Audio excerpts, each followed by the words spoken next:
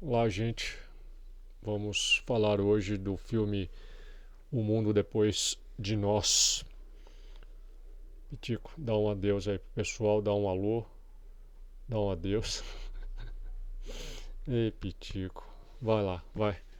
É, Vamos falar então do filme O Mundo Depois de Nós, que está causando aí tremendo de um frisson, todo mundo recomendando, comentando, e eu agradeço ao amigo aí que recomendou o filme.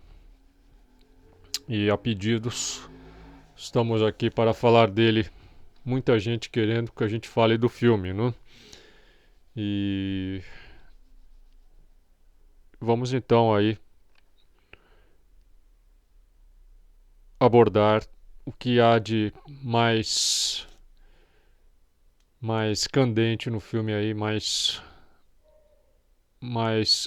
o que mais tem gerado celeuma, né? Vamos aí abordar que é a questão da programação preditiva do filme. Parece que o filme aí para muitos seriam aí já uma espécie de prenúncio ou preparação para algo que possa vir, já fazendo uma ressalva de que a gente também deve não entrar, não embarcar no que pode ser uma um plano, que pode ser aí já também uma algo que está embutido nessa programação, que é amedrontar aí as pessoas, levá-las a alimentar um sentimento aí de fatalidade, de achar que tudo já está encaminhado para acontecer exatamente da forma ou de uma maneira próxima a esse filme. Lembremos que nem sempre isso acontece, né? Não é todo filme que acaba se consubstanciando, acaba não é nem sempre a arte imita a vida ou a vida imita a arte, ou será que estou errado? Será que é sempre que a vida imita a arte ou a arte imita a vida? É, não sei, mas de qualquer forma, também o que adianta a gente a gente acabar ficando afetado e caindo talvez no que seja a própria intenção aí que é de gerar um estado de completa desesperança no que nos aguarda, né? Então também não precisamos ficar aí aflitos, nada disso, certo? O que tiver que vir a gente encara, né? Como se diz, o que tiver que vir a gente tem que encarar, né? E nada do que nada do que já não tenha acontecido, né? Nada do que a gente a gente possa aí pensar que vamos escapar, né? Porque na verdade todos nós já estamos de certa forma condenados, né? É, então, apenas que vai ser algo a mais que vai acontecer, né? Então, mas nada é motivo para, para pânico, nada disso, né? Como já dizia lá o Chapolin Colorado, né? Não criemos cânico, certo? Vamos friamente, então, vamos já aqui pensar no seguinte, né? É, Será que o filme foi feito para nos avisar? Provavelmente. Para nos preparar? Certamente. É, Talvez seria aí algo que já esteja planejado É provável, né? É provável. Agora, que muito do que já está, o que está no filme, muito daquilo já faz parte do nosso dia a dia também, né? É, então, que eu digo aí, o que é isso? É, por exemplo, a desconfiança que as pessoas hoje têm em relação às outras. A extrema desconfiança. Ninguém mais confia em ninguém, né? É, pessoas, as pessoas veem todas assim com muita precaução e, e o filme justamente explora esse aspecto, quer dizer, das pessoas que mesmo numa situação ou mesmo não, justamente por estarem numa situação extrema, que é, em vez de juntarem forças, procurarem o apoio umas nas outras, elas tendem a isolar-se e achar que vão se salvar por si próprias. E elas acham até que a outra pessoa concorre para que ela não se salve. Então nós já estamos vivendo isso, nós estamos imersos nessa situação. As pessoas já se comportam, né, como nós vimos nesse filme. Então o filme, na verdade, ele nada mais faz do que projetar aquilo que as pessoas já estão fazendo. Até por isso eu diria a grande identificação, né, das pessoas todas aí, e parece que está todo mundo se identificando com esse filme, a grande identificação das pessoas com esse filme. Não estou aqui entrando no mérito do filme, se o filme é bom, se é ruim, né? Se o filme é se, se ele é inovador, nada disso daí, né? Nem vou entrar muito nisso aí. Apenas vou dizer, eu acho que o filme é mediano, né? O filme é mediano e não tem nada de novo, de espetacular, não está fazendo aí nenhuma, não está inovando o cinema, nada, não tem nada disso aí. Como talvez algumas pessoas exageradamente dão a entender, né? É, apenas bom, é um filme mediano que funciona, né? É um filme que funciona nos propósitos que nos propósitos a que ela se lançou. O filme funciona muito bem. Também não são atuações assim espetaculares, nada disso, né? São boas atuações, o filme funciona, né? Também não vamos aqui exagerar nem para cima nem para baixo, né? Tem gente aí detonando o filme, achando que é uma droga total, e tem outros aí que acham uma obra-prima. Também nenhuma nem outra, né? Nenhuma nem outra. Então, feitas esse preâmbulo aí, essas considerações iniciais, eu gostaria aqui, antes de dar um aviso também, né, de que eu vou dar spoilers nesse filme. Então, se você ainda não assistiu, eu acredito que nessa altura todo mundo já assistiu, né? Do jeito aí que estão falando, né?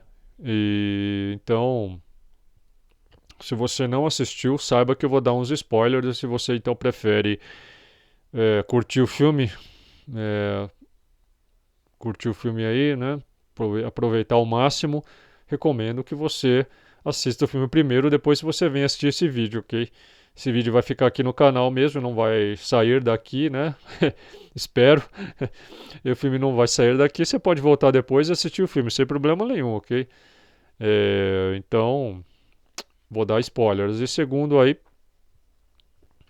um outro lance aí, que eu vou dar aqui, vamos dar aqui umas informações sobre o filme para que as pessoas se situem, né? Parece que as pessoas que não viram o filme e estão por fora aí dos dados, né? Para que elas se situem. Então eu vou dar uns dados a respeito do filme aqui. O título original dele é Leave the World Behind, né? Uma tradução literal seria Deixe o Mundo para Trás. E que é bem apropriado aí, principalmente para a personagem da Julia Roberts, que ela é uma mulher que está completamente desesperançada em relação ao mundo, que já não alimenta nenhuma ilusão, em relação ao mundo e ela quer mesmo é se afastar, né? O máximo possível, viver em um local mais isolado e ela começa por fazer isso é, saindo de férias, né? Saindo de férias com o marido aí. O casamento está em crise, não está muito bem, a relação está esfriada. Ela tem 2 filhos, já está naquela fase de meia-idade, né? Está na meia-idade e daquelas crises, né? De isso é muito comum, né? Muito comum. E ela então tá meio de saco cheio do marido também, o Ethan Hawke, que ele é workaholic, parece que só quer saber de trabalho, não dá muita atenção a ela, nem à família, aos filhos. E aí o filme começa assim, ele tá deitado na cama lá do quarto deles, né? Eles moram aí num grande centro e, e a Julia Roberts o acorda e já lhe diz, olha, né? Ele vê ela ali fazendo as malas, o que que tá vendo aí? Aí ela já diz, olha, eu já reservei as passagens aí, nas passagens não, eu já aluguei uma casa na praia e já tô indo agora mesmo, né? Já tô indo agora aí, já tô fazendo as malas, é pra já. E o Ethan Hawke, né, pega de surpresa e ele não tem como dizer não, né? Acho que já tava enrolando há muito tempo a Julia Roberts e ele casamento na situação que tá e tudo mais e acho que ele também já estava meio que de férias e ele pega e fala, tudo bem, então vou embora, né? Então aí ele vai. E ainda bem que ele foi porque foi justamente essa situação, né?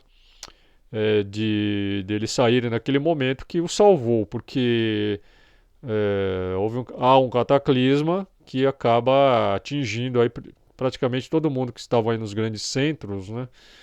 Nas grandes cidades, dançaram e só os que restaram, sobreviveram, os poucos que sobreviveram, estavam em locais isolados, entre eles o casal aí, né? Que vai se encontrar com mais uma pessoa, né? Acompanhada da sua filha, e vai encontrar uma outra também, né? Ali nas proximidades, que a gente vai falar daqui a pouco.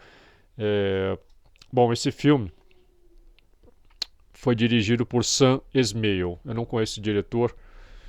É, o Sam Esmail ele fez uma adaptação de um livro no mesmo título do filme, né? Um livro lançado em 2020 pelo escritor Roman Allen, certo? Tem um livro aí então do Roman Allen. O que acontece é que o Esmail certamente ele deve ter se inspirado, se baseado ele deve ser um fã aí do Night Shyamalan, né? O grande diretor indiano Night Shyamalan, Shyamalan, Shyamalan que fez O Sexto Sentido em 99, que explodiu com o Sexto Sentido, aquele filme lá com o Bruce Willis, o Joey Osment, que mostra um garoto que é médium e que mantém contato, que consegue enxergar pessoas que bateram as botas, né? Entre eles o próprio Bruce Willis. A gente fica vendo o filme lá e achando que o Bruce Willis está vivo, né? Que o filme não explicita isso e o Bruce Willis na verdade já tinha morrido e ele tá ele não parte, né? A alma dele fica presa ali, né? Fica presa junto com a mulher dele. E dá a impressão assim que está tendo uma crise no casamento dele com a mulher dele. Na verdade, ele tinha morrido, já estava na casa como vivendo com nenhum encosto, né? Como a gente chama aí, né? Ele estava obsediando a viúva, a mulher dele que estava viúva, e dá a impressão ali que a mulher dele está traindo ele algumas vezes, né? Mas é que a mulher ela já estava sozinha, estava procurando outras relações, e o Bruce Willis fica na casa obsediando, né? E o único que vê o Bruce Willis é o Joey Osment. E o Bruce Willis, parece que ele é psicólogo e estava tratando o Joey Osment. Vejam vocês, ele estava morto. Então, é um filme. Quem não assistiu aí, acho que todo mundo assistiu esse filme, né? O Sexto Sentido. É... Um filme muito bom, realmente, nesse sentido. Eu gostei bastante. Muito interessante, né? E aí, logo no ano seguinte, ele fez O Corpo Fechado, que é outro grande filme do Night Shyamalan. Ele fez dois grandes filmes assim, né, um atrás do outro. Fez vários, ele fez filmes, eu vou falar aqui dos outros. Ele fez vários filmes bons, assim, um atrás do outro. Então ele fez aí O Corpo Fechado com Samuel L. Jackson, né, que faz um cara lá que parece imortal, assim, né, resiste a tudo e tal. Muito interessante também, O Corpo Fechado. Eu preciso rever esse filme, é muito tempo que eu não vejo aí, não me lembro mais direito. E depois, em 2002, ele faz o famigerado Sinais, né? Já esse aí, o pessoal já não gostou muito, principalmente os ufólogos, porque é um filme que dava a impressão que ia falar do fenômeno dos círculos ingleses, né? E é mesmo sobre os círculos nas plantações, mas aí acaba virando um negócio assim totalmente descabido, fora de qualquer é, base, né, nas histórias, nos casos dos círculos das plantações, nada a ver, né? Põe uns aliens ali que também são aliens bem violentos até, né? Assim, criaturas muito violentas, assim, e não tem praticamente nada a ver com o fenômeno dos círculos que é colocado no filme ali apenas assim como se fossem avisos desses ETs que eles estavam tentando se comunicar com as pessoas não entendiam as comunicações, por isso que os ETs passam a atacar, é uma coisa assim, né? Um negócio. E acho que a maioria dos ufólogos os ufólogos não aprovaram muito esse filme, não, e com razão, né? E tem até uma cena desse filme que é aquela do Joaquim Fênix, né? Usando um chapéu de alumínio, né, na cabeça. E o Mel Gibson tá nesse filme, né? Aquele negócio. O Mel Gibson certamente participou desse filme aí por grana mesmo e talvez ele, por simpatizar com o Shyamalan e querer trabalhar com o Shyamalan, que era um diretor muito badalado, e ainda é, né? Tem muito prestígio ainda o Shyamalan, né? Se bem que depois do filme que eu vou falar aí, acabou meio abalado o prestígio dele aí, porque o filme muito ruim que ele fez, eu vou falar daqui a pouco. É, então ele faz os Sinais, né? Depois dos Sinais ele faz esse que eu acho que pra mim é o melhor filme dele, para mim é o meu preferido, não é, né? Acho que claro, para a maioria não deve ser, mas pra mim eu considero esse o melhor filme dele, que é A Vila, né? Chama A Vila, é um filme de 2004, que o filme que tem ali é o William Hurt, tem a Sigourney Weaver, né? Uma das minhas atrizes preferidas, aliás, Sigourney Weaver, né? Maravilhosa. É, ela que fez claro, você sabe disso, ela explodiu com o Alien, né? Do Ridley Scott em 79. E para quem não sabe, o Ridley Scott foi quem descobriu a Sigourney Weaver. Ela tinha assim, ela estava acabando de sair da escola de cinema, né? E ele descobriu a Sigourney Weaver, apostou tudo nela, viu que ela tinha ali um tipo assim marcante, um tipo muito, muito forte, né? Que ela podia fazer o papel aí exatamente que ela queria, que era de uma mulher bem, bem vigorosa, né? Que pudesse, que ia enfrentar o Alien, né? Ia destruir o Alien, né? No final. E então ele viu ali na Sigourney com razão ali o tipo ideal. E ela realmente foi o tipo ideal, né? Eu diria que o Alien jamais seria isso aí que é sem a Sigourney Weaver. Eu acho que ela tem assim uma ligação total, né? Ela é praticamente a metade do filme, né? Ou mais do filme Alien. E e o Ridley Scott construiu todo o personagem da Sigourney, da Tenente Ripley, em cima da Sigourney Weaver, né? Quer dizer, então foi tudo construído em cima da Sigourney, o personagem e o Ridley Scott, ele, ele, ele foi moldando o personagem, né? Foi moldando assim, até partes do roteiro, das falas, inspirados assim, né? Todos em cima da própria Sigourney Weaver, né? Para vocês verem um negócio. A Sigourney Weaver que foi, eu acho que muito injustiçada como atriz, porque ela nunca levou um Oscar, considerando que um monte de atrizes ruins e péssimas aí levaram o Oscar, né? Bom, o Oscar é essa desgraça mesmo, né? Essa injustiça aí. O Oscar é um negócio assim, assim que premia por politicamente correto, né? Premia porque o ator ali tem certas ligações, porque, certo, para privilegiar certas produtoras, para agradar esse ou aquele, né? Não é uma premiação que premia os melhores necessariamente, né? Claro que muitas vezes coincide dos melhores ganharem, mas muitas vezes, diria até que na maioria das vezes não exatamente, né?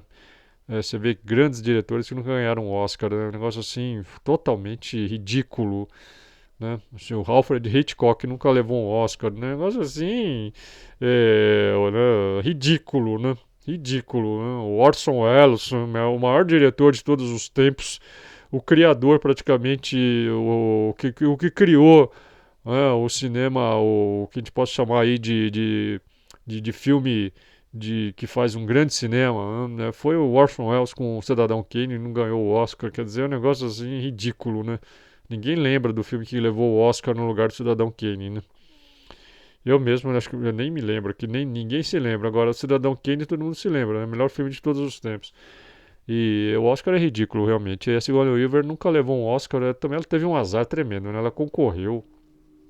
No ano que ela estava concorrendo, foi indicada pelo filme Montanha dos Gorilas. Montanha dos Gorilas. E do Michael Apted. Michael Apted, né? Que ela fez a Diane Fossey, aquela famosa antropóloga, né? Diane Fossey, especialista em gorilas, né? Etóloga, né? Etóloga e tudo mais. E que também, até por isso foi indicado grande parte por causa disso, porque é um filme politicamente correto, né? Um filme ecológico, tem aquela mensagem que a Diane Fossey foi assassinada, né? Que era uma defensora ali dos gorilas na África e ela ajudava a protegê-los, né? Dos caçadores e teve tudo aquilo.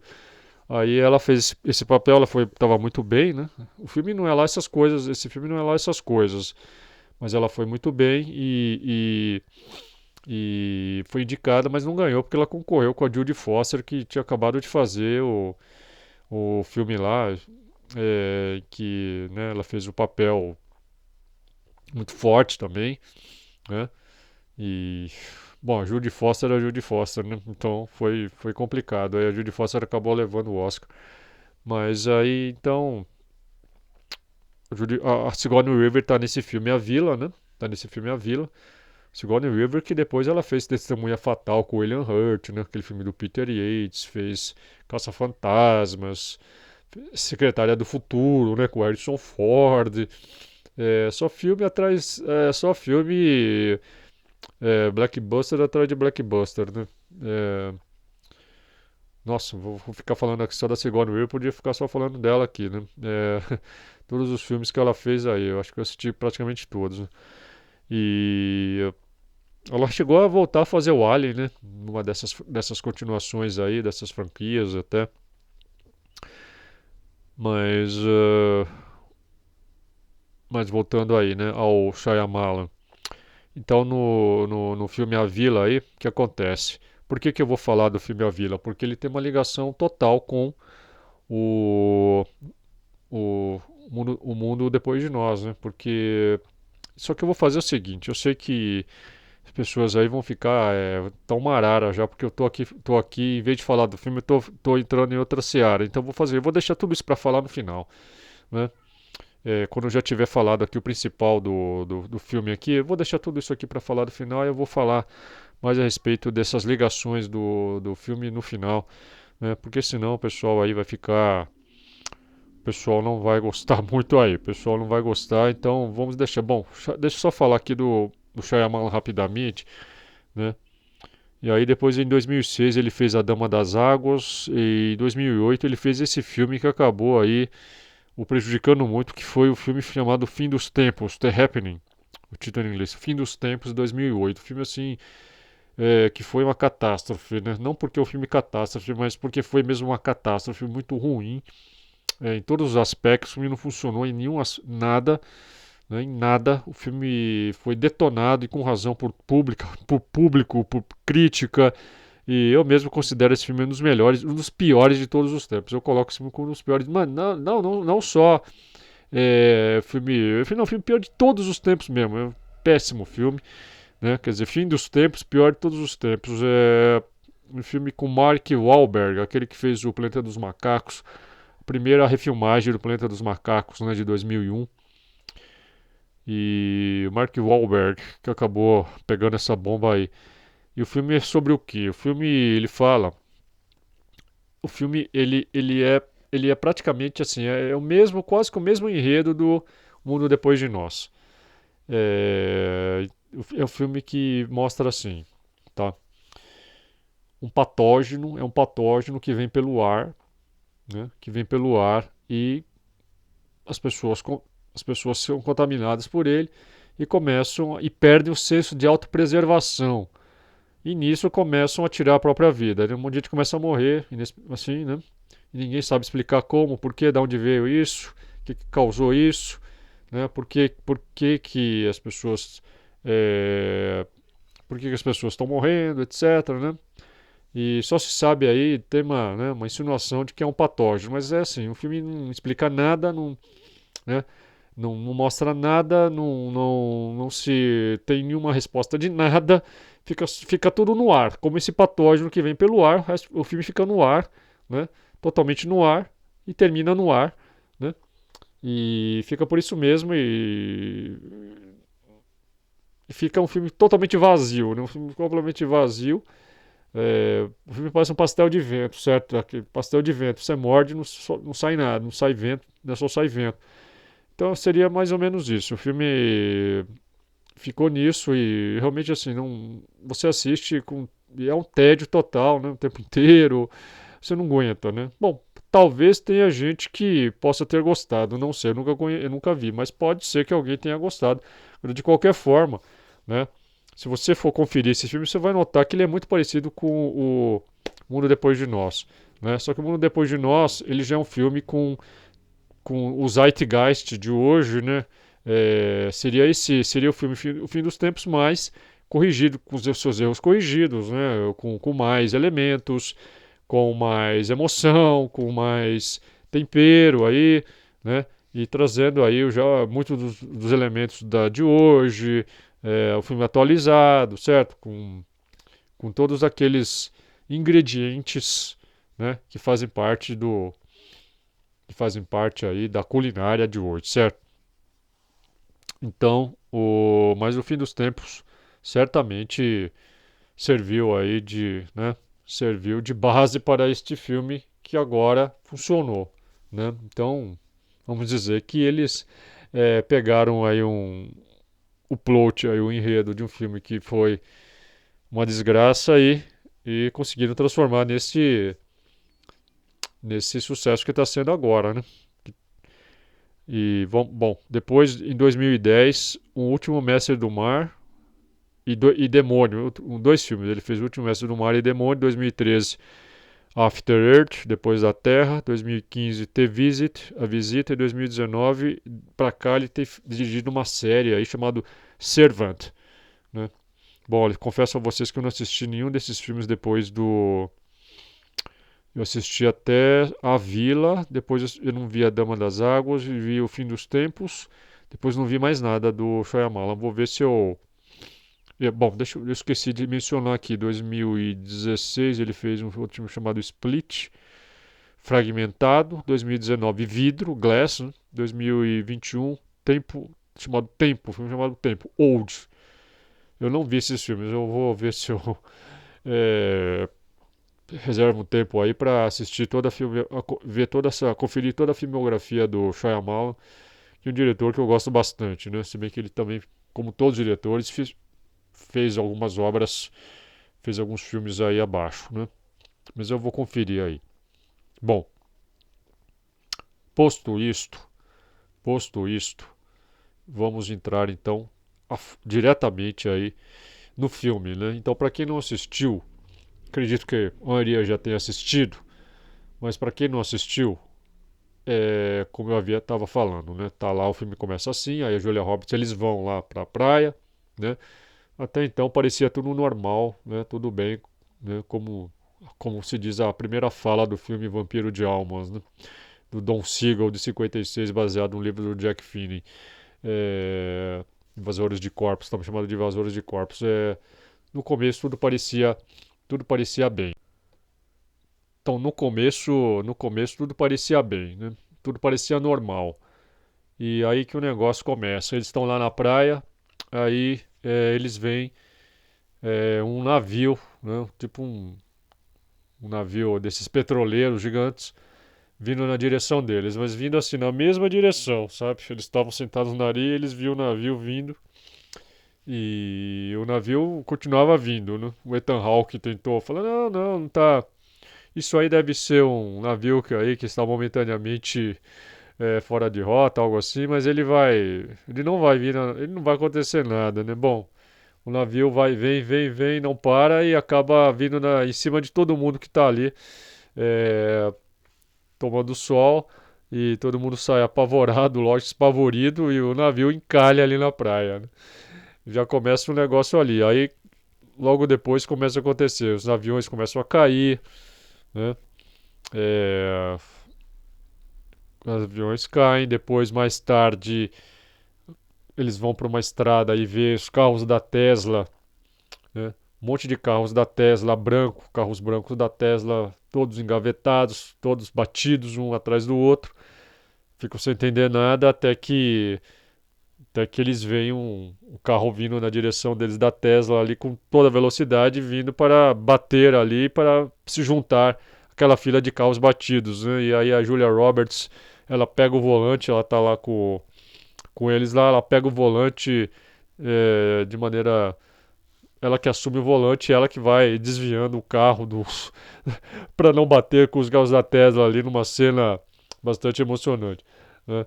E aí depois também acontece dos animais, né? Dos animais lá, um monte de renas cercarem eles, né? Como se os animais estivessem de alguma forma sendo. Ou eles tivessem estavam atacando ali porque estavam. Os animais tinham ficado loucos, algo assim, ou estavam sendo controlados, né? Então tem essas cenas aí, certo?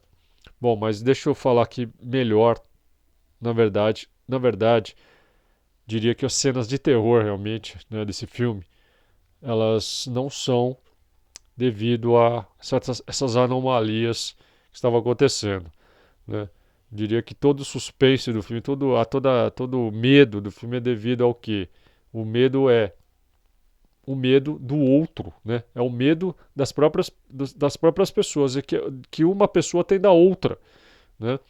É, todo medo se instila ali no momento em que chega os que se dizem donos desta casa que o Ethan Hawke e a Julia Roberts alugaram, né? Na hora que eles chegam é que o medo se instala, né? Bom, o casal aí é a Julia Roberts, a Julia Pretty Woman Roberts, né? E, e o marido aí dela é o Ethan Hawke, certo? O Ethan Hawke que fez o Gattaca, que fez o Dia de Treinamento, né? Com Denzel Washington, que acabou de fazer o Tesla, né? Que aliás não é um dos melhores é, filmes do Tesla, e tem uma versão melhor, muito melhor que essa aí, que é o que está no meu canal aí, né?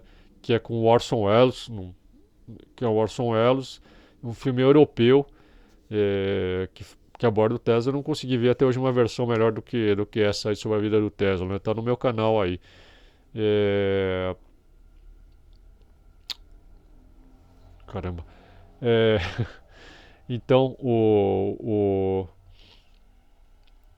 negócio do filme é esse, certo? É esse casal, né? Esse casal é formado pela Julia Roberts, pelo Ethan Hawke e os dois filhos, né? E é um rapaz e uma garota ali.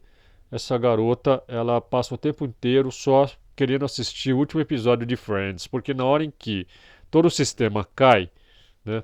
As comunicações são cortadas, ela estava prestes a assistir o último episódio no smartphone dela, o sistema cai, né? Fica sem internet e ela fica é, angustiada só querendo assistir Friends. Ela não tá nem aí com nada, né?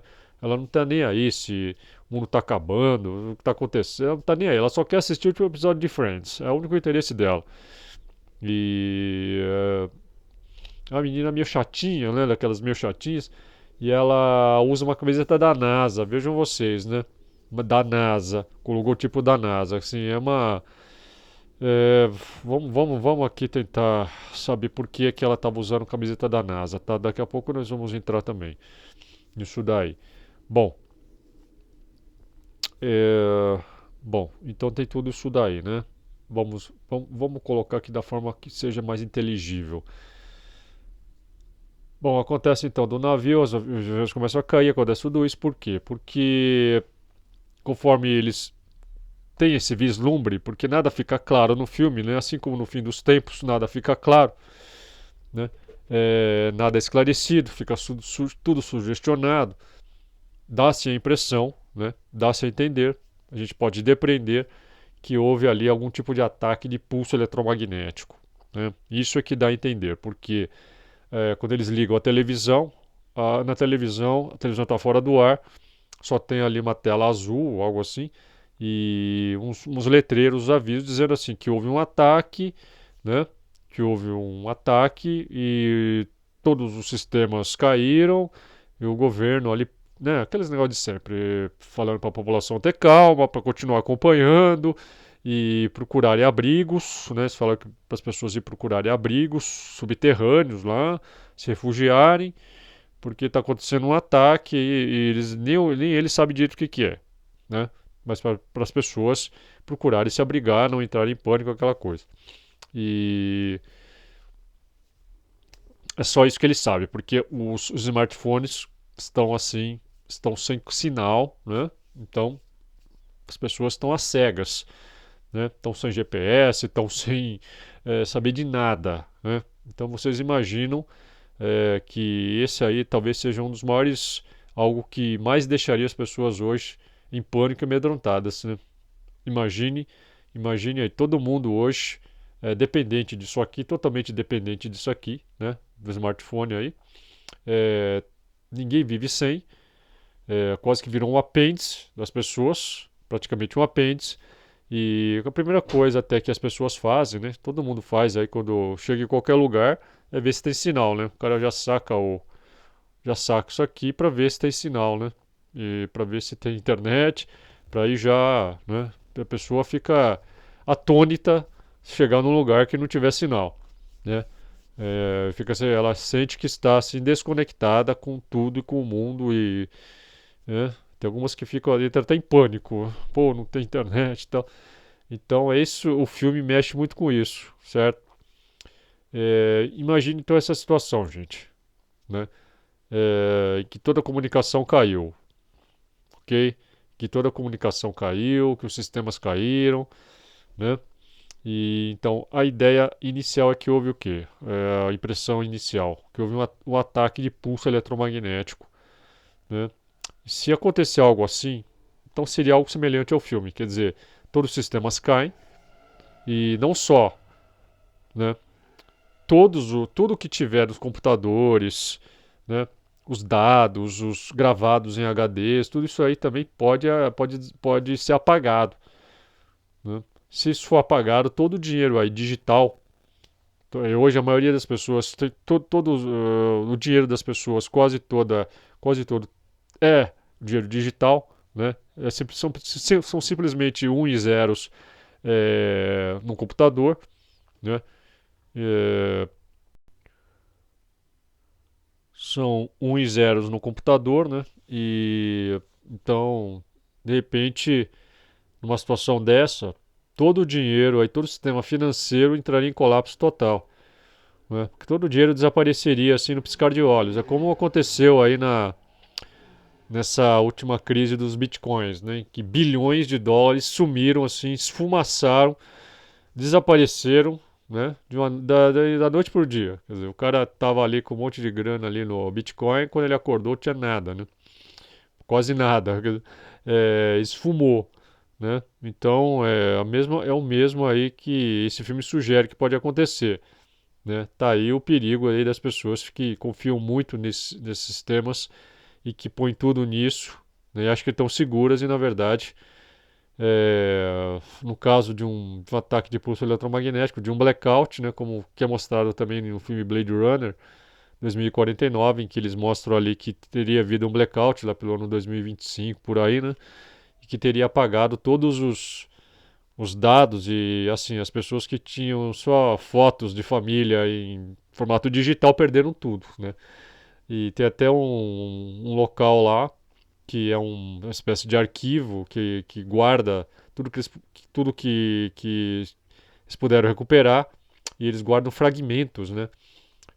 Tentam recuperar fragmentos digitais, né? Então eles têm assim, tem apenas gravações assim, até gravações bem ruins, né? Com chiado, com chuvisco, mas eles é aquilo que deu para salvar. Então eles preservam aquilo como se fosse um bem assim inestimável, né? Para vocês verem como é que é, né? Na abundância ninguém dá valor a nada, na falta vale ouro, começa a valer ouro, né? Então é assim. Então aqueles poucos registros que vocês conseguiram resgatar são valiosíssimos, ficam guardados num local ali, é, num local muito muito especial. Então, então o filme deixa isso bastante sugerido, né? O que pode ter acontecido? Um ataque de pulso eletromagnético, mas não é certo que é isso, né? Pode ter sido um hacker que invadiu os sistemas todos ou hackers contratados por agências, por governos que estão a serviço de qualquer governo. Então você fica assim, será que o ataque de quem? Da China? De um ataque de um país islâmico? O que foi, né? É, fica na Rússia, sei lá, né? Fica essa incerteza, né? Apenas uma desconfiança de quem poderia ter realizado esse ataque. Então poderiam ser hackers, né? Hackers aí que invadiram os sistemas e como hoje está tudo interligado, né? Tudo aí, avião, navio também, está tudo interligado e controlado por sistemas computadorizados. Bastaria mesmo um hacker aí conseguisse entrar nos sistemas, ele poderia controlar até mesmo aviões, né, navios e tal, né, são todos guiados por computadores, né, então ele poderia entrar no sistema e derrubar mesmo, desorientar navios, derrubar aviões, exatamente como no filme, perfeitamente, né. Então o filme deixa assim, será que foi isso que aconteceu? Não se sabe. Só o que se sabe é que houve um colapso de tudo e tá tudo colapsado e tá sem internet, tá sem comunicações, né? Só se sabe isso. Assim, acho que todo mundo que assiste o filme, cada um pode ter, né? Cada qual a sua desconfiança do que pode ser, né? Talvez para muitos aí tava vendo uma invasão alienígena. Pode até ser, não, né? O filme também não deixa, não exclui nada disso. Pode ter sido uma invasão alienígena, né? Pode ter sido o quê? Isso aí no mais extremo grau. É, pode ter sido o quê? Uma tomada aí de poder, como aconteceu no Exterminador do Futuro pela Skynet, né? Pode ser que a inteligência artificial é que tomou conta de tudo e está movendo uma guerra contra a humanidade. Pode ser, né? Pode ser, acho que é uma das mais improváveis, talvez. Eu vi quase ninguém falando sobre que pode ser isso. A maioria está falando que é um pulso eletromagnético, né? Algo assim. É, mas pode ser, quer dizer, pode ficar tudo sugerido, né? Fica tudo em aberto. Será que foi em decorrência da tomada aí de repente a inteligência artificial resolveu, né? Quer dizer, seria o início aí da Matrix, né? Também pode ser, né? O início da Matrix, quer dizer, pode ser que tudo está sendo ali tomado, né? Naquele primeiro momento para fazer, para jogar todo mundo dentro de um sistema totalmente digital, certo? Confundindo todo mundo, tornando todo mundo vulnerável para depois jogar todo mundo dentro de uma Matrix. Pode ser, não sei, né? Seria apenas simplesmente o ataque de um país inimigo que atingiu o cerne aí das comunicações e como foi falado no filme, apenas fazendo isso, você já provoca o caos, né? Você já gera um caos enorme e você não precisa fazer mais nada. Quer dizer, você pode apenas fazer isso que as próprias pessoas começam a, se colocarem contra umas às outras, né? Então começa a haver uma espécie de guerra civil entre as próprias pessoas que se autodestroem, né? Você não precisaria nem mesmo de atacar esses países para destruir, porque as próprias pessoas se acabam se autodestruindo, né? Como se fossem ratos ali numa experiência de Skinner, de Pavlov, né? É, que certamente pode ser, né? E é assim, como as pessoas elas ficam assim completamente perdidas, né, por estarem desconectadas, então isso também mostra que a gente está se transformando numa sociedade de formigas, de abelhas, né? Porque você vê que uma abelha, uma formiga, quando ela se desconecta, ela se perde da colmeia, do formigueiro, né? Ela fica totalmente perdida, né? Vocês já viram isso, né? Quando uma abelha ela vai por muito longe, por alguma coisa assim, ela se desconecta, ela fica totalmente perdida. É uma coisa, uma formiga, né? Ela só se sente orientada e segura quando ela está conectada com o formigueiro ou com a colmeia, né? Ou o caso da abelha com a colmeia, né? Então nós, de certa forma, estamos virando insetos sociais, né?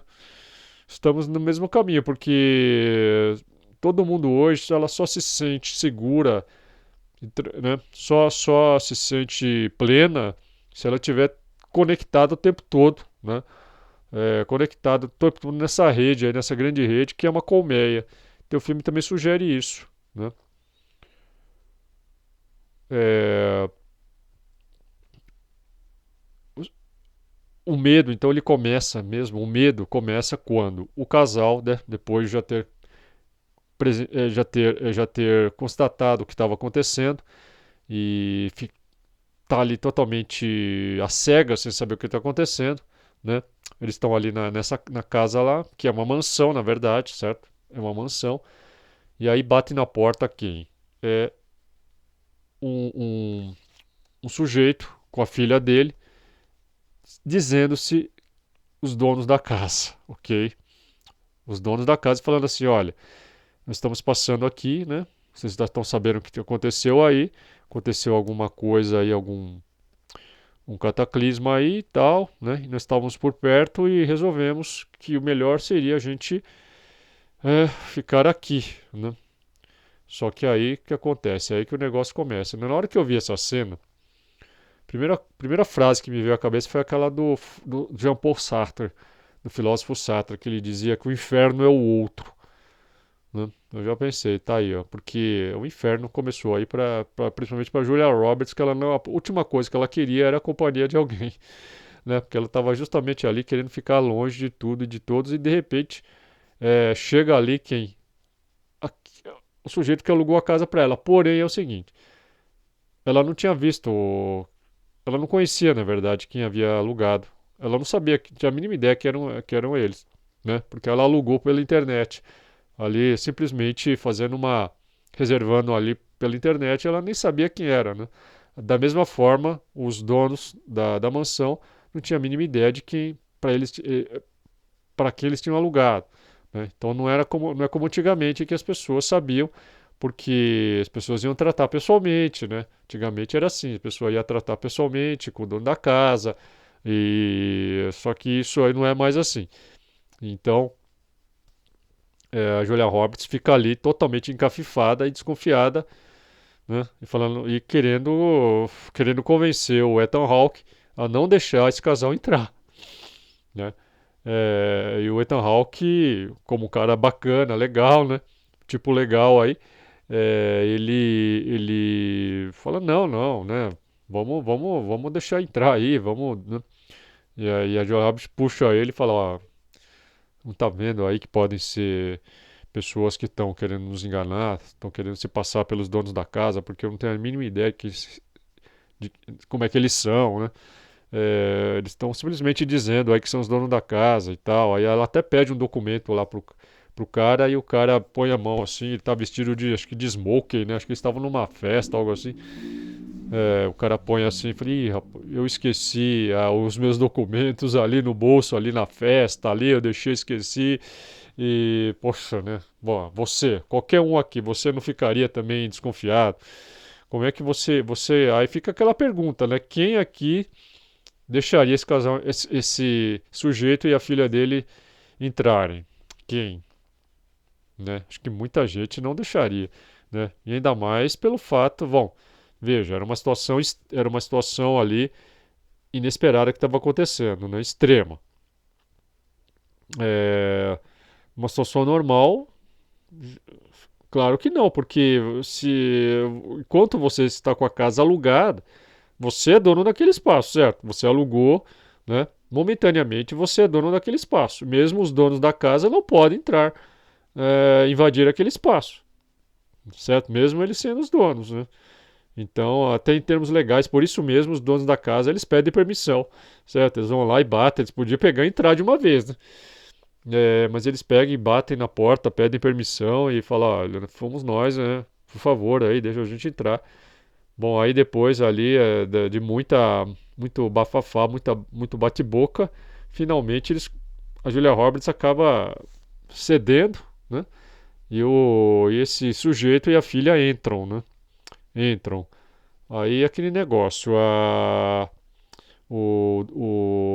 se evidencia aí dois conflitos, né? Um racial e o outro social, porque assim, eles são brancos, né? Os que alugaram são brancos e os que não, os que alugaram a casa são brancos e os que alugaram aí para os brancos são negros, né? Então aí a Julia Roberts, não que ela fosse, acho que racista propriamente, mas devido àquela situação toda, aquela desconfiança que se gerou, né, devido à situação de desconfiança, ela dá algumas falas ali que a garota, a filha do dono ali, interpreta como um ato de racismo, entende? Mas seria assim mais por ela tá desconfiada mesmo, né? Não confiar neles né? E se criar também aquela tensão social, quer dizer, é, eles estão ali apenas transitoriamente porque alugaram a mansão, né? E os donos da mansão são outros. Então fica essa dupla tensão o tempo todo. É, e assim, lógico, você fica também o tempo todo na expectativa de que talvez esse sujeito se revele não propriamente como dono, né? E acabe mostrando realmente quem ele é e tudo mais, né? Só que acontece o quê? Na verdade, parece que eles eram os donos mesmo, e tanto é que eles acabam ficando na casa, mas tendo que dormir no porão da casa, né? É, eles na própria casa deles, mas tendo que dormir no porão, e parece que eles conheciam bem a casa e tal, né? Então realmente eram eles. Agora, eles eram os donos, eram mesmo os donos da mansão. E há vários conflitos aí, né? Então até tem gente que acha que o filme se arrastou muito por isso. O filme tem 2 horas e 20, né? E assim, tem muitas cenas que poderiam até ter sido cortadas, né?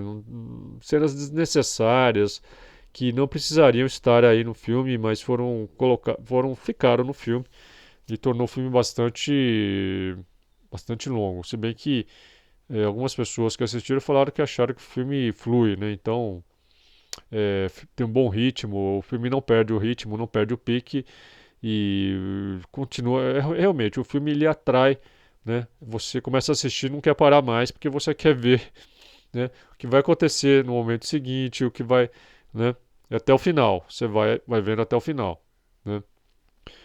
É, então acontece o seguinte, gente. Temos aí os dois filhos do casal, né? Os dois filhos do casal. Aí a garota aí, ela usa uma camiseta da NASA, né?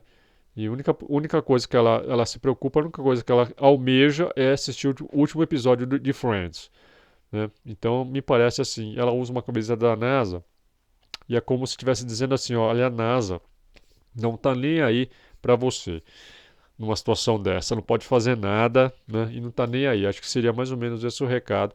até porque realmente a NASA não faz nada. Ela está acontecendo tudo aquilo e não tem o mínimo sinal da NASA, assim como não tem o mínimo sinal de nenhuma agência governamental, do exército, de nada, né? Nada, ninguém vem ali ajudá-los, perguntar se eles estão bem, nada, né? É um desamparo total, assim, então dá a impressão que os governos também estão completamente à mercê. Então aí levanta outras questões, né? Pô, como é que o governo pode estar completamente à mercê? O que eles estão enfrentando aí? O que eles estão fazendo, né?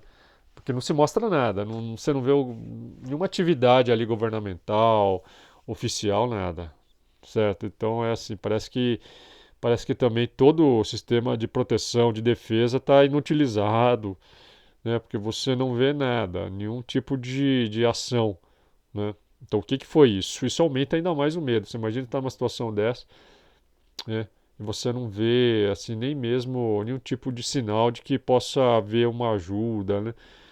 Então começa a ficar desconfiado de tudo realmente, né? Tudo e de todos, certo? Até da sua, certo? Até de pessoas que você jamais suspeitaria. Você fica totalmente é, pensando, né? Isso lembra então o Invasores de Corpos, né? Lembra um pouco os Invasores de Corpos em que as pessoas são substituídas, né? São Vagens que assume o corpo das outras pessoas e a partir daí você não sabe mais quem é quem, né? É uma desconfiança total. Então, seria um tipo de uma paranoia em relação ao outro, né? Qualquer pessoa é suspeita e não dá para confiar em ninguém. É, então, olha, eu vou ler aqui umas partes de uma crítica aqui que eu encontrei de um sujeito. Eu acho que ele retrata bem a impressão que muita gente teve do filme. Então eu vou ler aqui umas partes, mas só algumas partes aqui. E vou ler também uma outra crítica depois, que é um contraponto ao que ele faz, porque ele faz aqui uma crítica muito negativa, né? Ele não gostou nem um pouquinho do filme e ele exagera um pouco para baixo, né? Enquanto que o outro depois exagera para cima.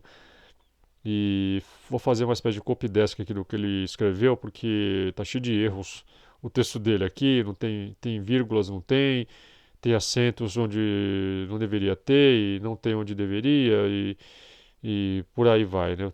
Mas é assim que muita gente escreve hoje, né? O pessoal foi educado aí nesses métodos aí, acaba escrevendo desse jeito. Mas o conteúdo que ele põe aqui é muito bom, por isso que eu vou, né? Por isso que eu vou ler aqui. Por mais que gosto de filmes que trazem complexidades, mensagens difíceis de captar em suas essências, ou como essas mesmas fazem performances incríveis, sejam em conceitos visuais, narrativos ou até interpretativos, Leave the World Behind é muito capenga. Para ser sincero, este filme começa bem, apresentando ao público do que se trata e dar pistas de como seria o seu desenvolvimento.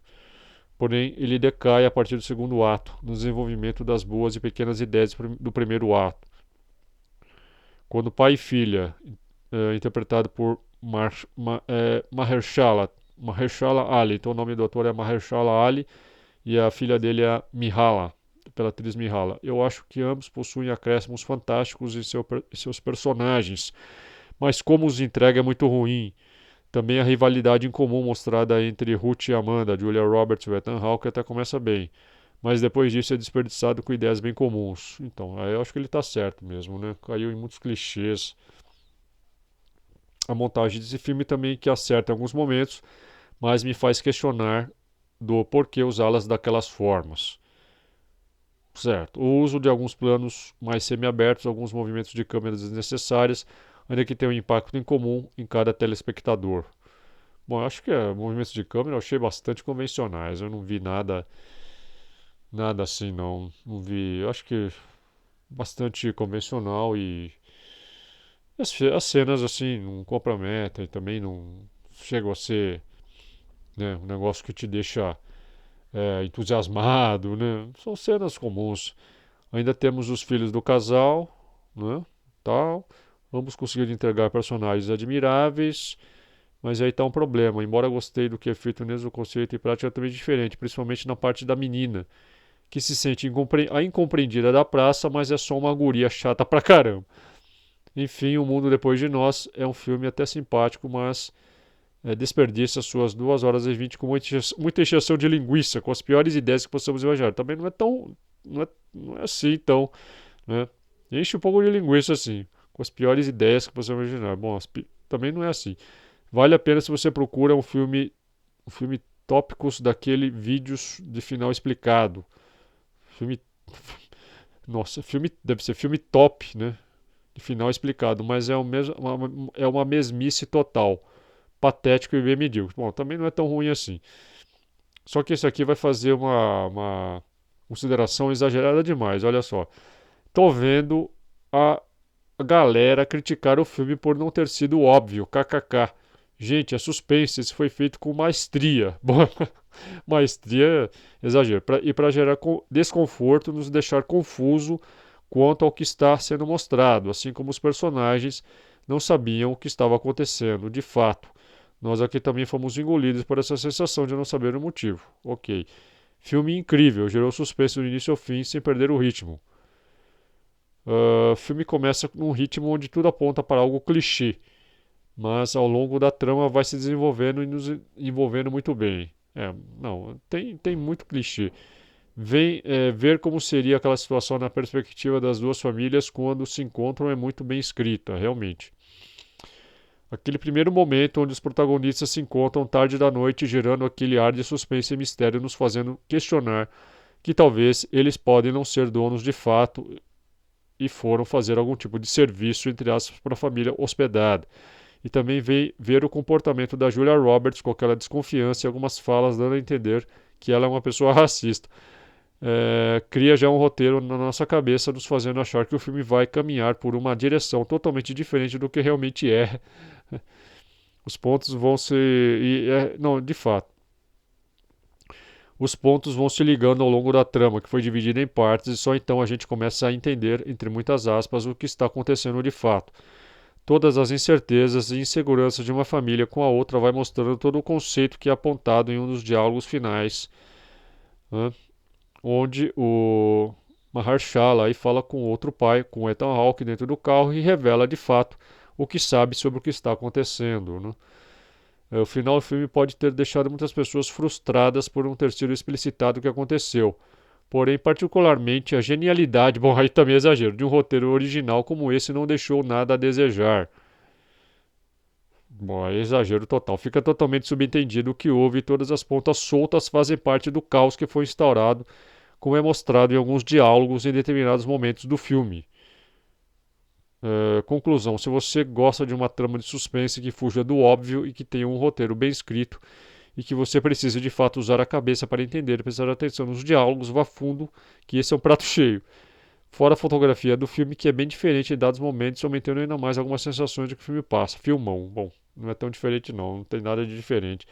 É, o que o filme tem assim né, de novo é o plot mesmo, quer dizer, né, mostrar aí uma situação de total incerteza em relação ao que pode estar acontecendo por ter havido algum tipo de ataque desconhecido. Seria mais isso, né? Se bem que outros filmes já tem filmes que já entraram nesse tipo de seara, mas esse aqui com os elementos atuais, né? Realmente é o primeiro e que levanta essa possibilidade de um colapso via meios cibernéticos, né? Então, é, talvez seja por isso que o filme esteja gerando todo esse frisson aí, né? Então, talvez seja por isso. Mas fica aí então essas duas críticas, uma extremamente negativa e a outra exageradamente positiva, né? É, bom, então falamos já disso. O que acontece aí no filme pegando aqui que o cara aqui, que o nosso amigo aqui acabou de falar, né? É, o dono da mansão, né, ele é um consultor financeiro. Ele é um consultor financeiro e tem muitos clientes ricos e poderosos. E ele falou que uma vez estava conversando com um desses clientes que trabalhava aí para os militares, no Pentágono, né? Algo assim. E esse cara acaba confidenciando a ele que caso acontecesse uma situação como essa que eles estavam vivenciando, né? Que ele ficasse sabendo que aquilo ali não seria em decorrência de uma trama, né? De uma trama aí, de uma sociedade oculta, tá? Então ele disse que isso aí seria uma situação em que nem mesmo o próprio governo, né? Nem mesmo os militares conseguiriam lidar com essa situação, né? Então, porque é uma situação, seria uma situação inusitada e para o qual ainda nem mesmo aí os grandes estrategistas, os militares, os geoestrategistas saberiam como lidar com essa situação, né? Que era uma situação ainda relativamente nova. Então, de certa forma, essa fala aí, ele vem como que né, cobrir um buraco aí, que seria um buraco no roteiro, né?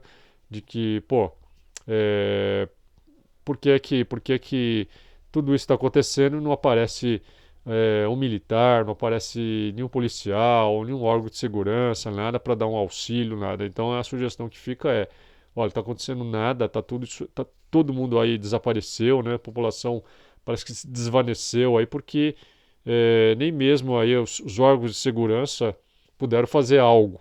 Nem eles estão podendo fazer, por isso que tá aí, né? Tá todo mundo ao Deus dará.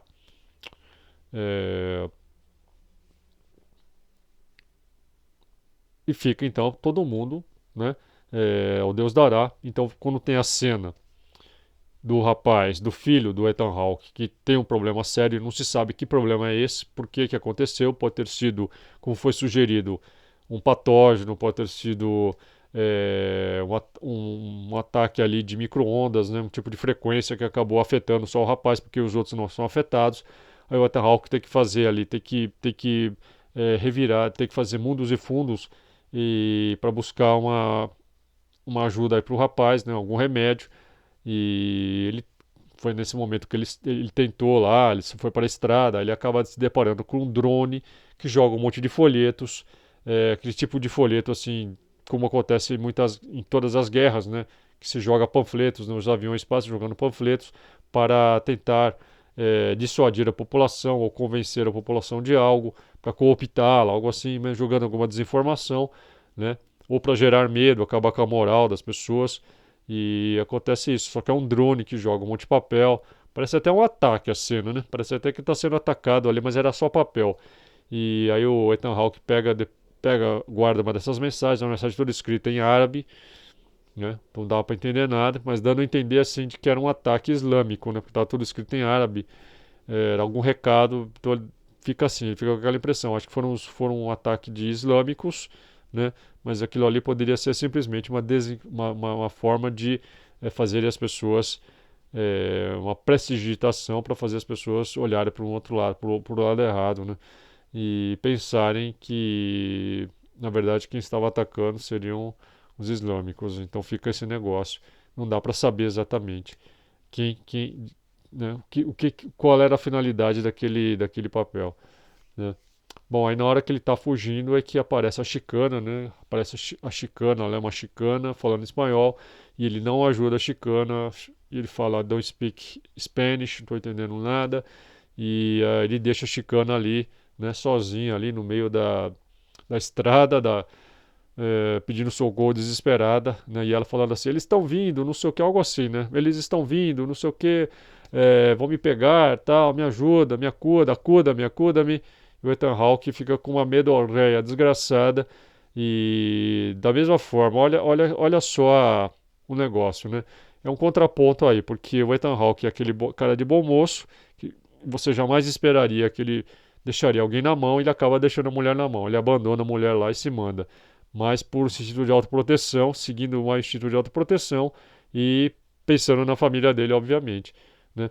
Então a mulher fica ao Deus dará e, e acaba tendo a mesma atitude, ele acaba tendo uma atitude de desconfiança extrema em relação a uma pessoa, né? No caso essa mulher, e a deixa abandonada, sendo que antes ele havia a atitude, o pensamento dele era outro e a atitude dele era outra. A atitude dele era a de que a Julia Roberts deixasse o sujeito entrar na casa, né? E ele acaba vencendo ali o embate e ele consegue convencer a Julia Roberts a deixar o cara lá e a menina entrarem na casa. E quando ele está sozinho, né, numa situação que ele tem que tomar uma decisão, ele acaba tomando a decisão, a pior, que é a decisão de não ajudar a mulher e se mandar. Vejam que curioso, né? Tem essas duas cenas que acabam sendo uma contraparte uma da outra, né? E revelando uma tremenda contradição ali por parte do Ethan Hawke, né? Que antes era a favor de ajudar, depois ele não quer mais, né? Não quer mais, fica amedrontado, efeito do medo, provavelmente, né? A medorréia ali. E depois ele faz uma meia culpa, né? Depois ele fala, nossa, ele conta lá, nossa, apareceu uma mulher lá e eu não ajudei, deixei ela na mão. Ele faz uma tremenda meia culpa, né? É... Bom, acho que eu já contei praticamente tudo a respeito. Tem lá as renas, né, que acabam cercando eles. Em algumas cenas aparece um monte de rena.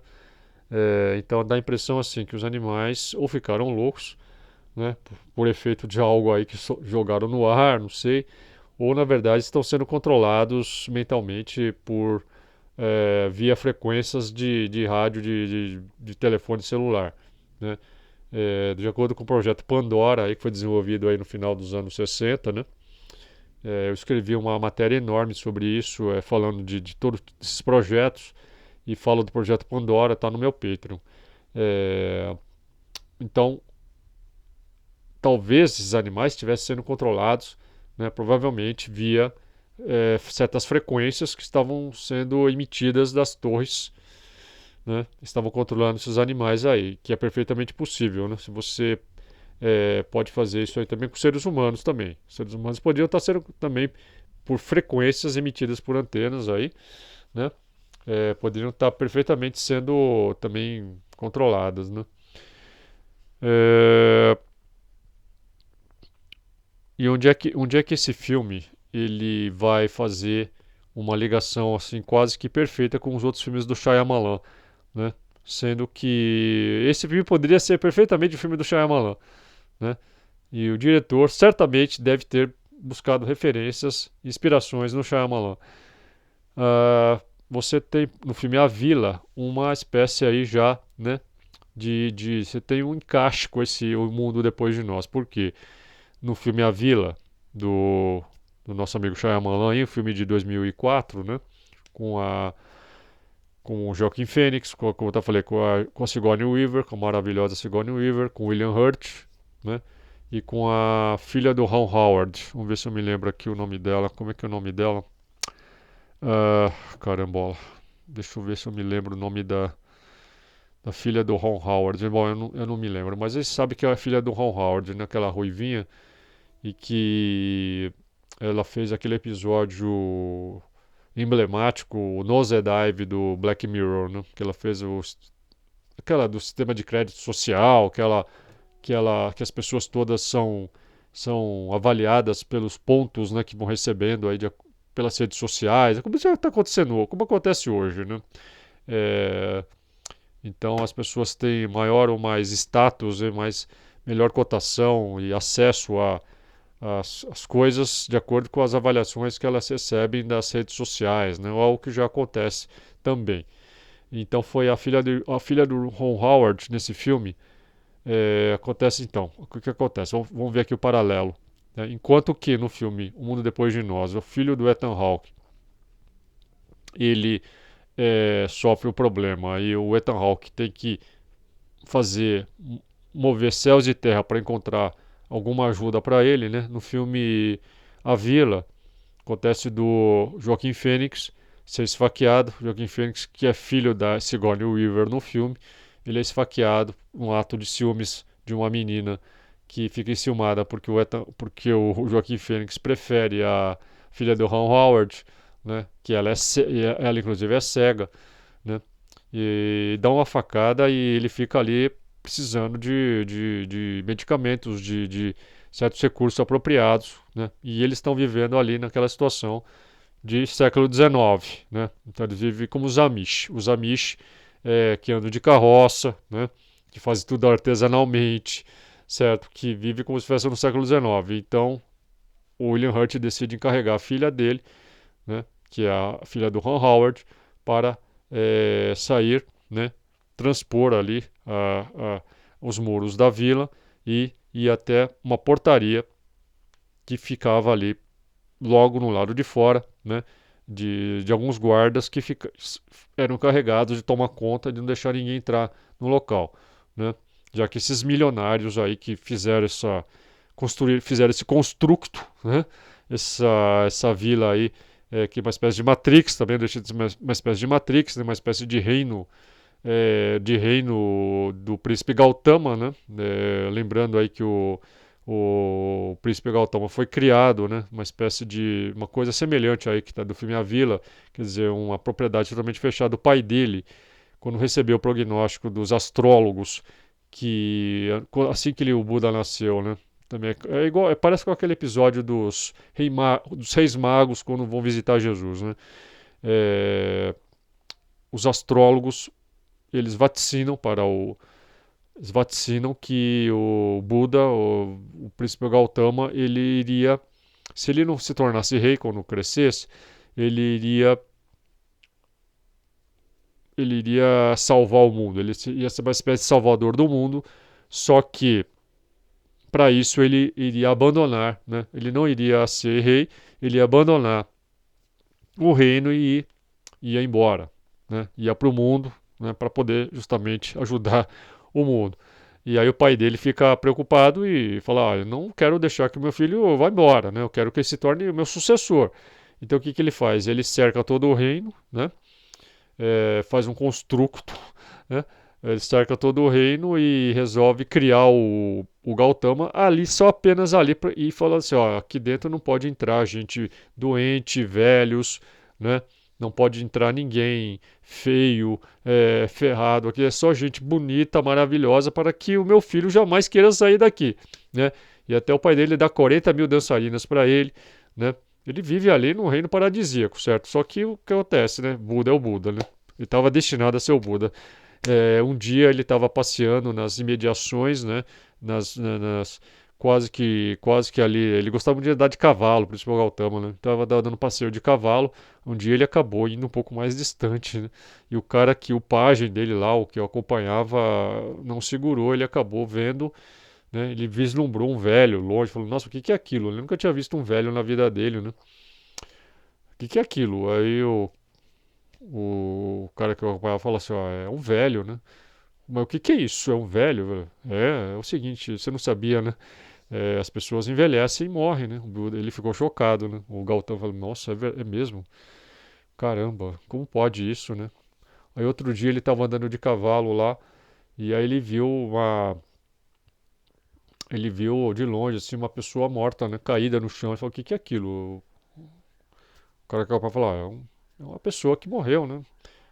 Como? Como é que é? O que é isso? Falou: as pessoas morrem.